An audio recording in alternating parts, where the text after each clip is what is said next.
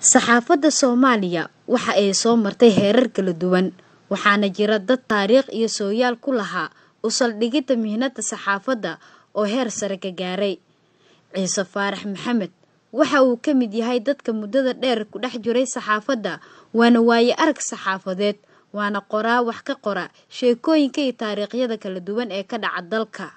waxa uu hadda ka mid yahay dadka wax ku qora wargeyska dalka oo hore loo yaqiinay xidigtii Oktoobar xilligii ay jirtay dawladii dhexe ee dalka. xidigtii Oktoobar la jiray laakiin inta markaan mid aan ku soo wareegno waa markaan wargeyska dalka u bixinay dhinacaas aan degnay markaas waxaan ku shaqaynay madbacaan lahayn qayb oo guddiga oo shaqaalaha oo mushaarka bixiso iyo qayb wargeyska hadda waa arkay oo soo saaray qaybtaasna kamid ah أنا واحد بس قال عن هاي أحمد دين اللي هذا توبي يكون أنتي من وحوها أن كحجة ساعة نوصل رأي الله نحن سواء أنتي عبد إدريس واد أنتي فالله عن قرني قرار وفي عن قول جنة والهرين هذا ما ماشي عن جريك ما هنا قرار وفي عن أن قول جنة أو شيء كان نقطتي أو تاريخ نقطتي وحياة سنة وقول جنة تذكي أنا أن تببري سدح أكبر وخطر سنة واد المسي الجيش جروبا كشقي جنة قربان كسر سال جدنا أنا الليدر هو هاي عليه يسوي مسيجري وتفسيجري ساسكم بحجري الله نحن نسمع محمد سابع أصله هو نفسه هبين كانوا إماجري وأنا كنترول جري وأنا كل مرة جري وأنا كل مرة جري وكحوا ورجيسك عاد انترست ولا دنينا يقاط لو بحال جديدة برضو كده واحد أكتر هذه ورجيسك ذلك أقبله أيان هاينا هذا أنا عندهم كواينا ورجيسك أنا قاعد دابعنه أنا قاعد وريجينه Ciise Faarax kaliya ma aha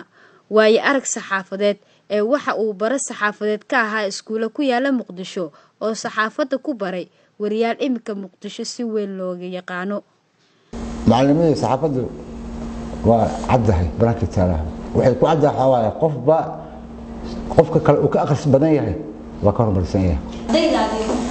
kuda dibadda jira walaa badan amiin camara kamid ah oo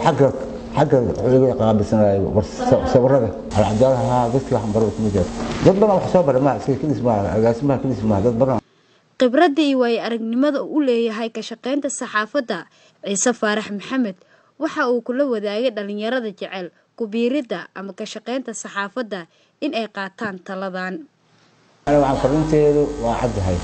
wax kale ay ku caddahay waxa waaye waa arkin dhalinyarada inta joogta dhan وجاه يبناك وحرفها هذا ذات واحد من أخريان هذا واحد أخرين هرمر مسميني كذي وحوايا ورقبت أنت تاله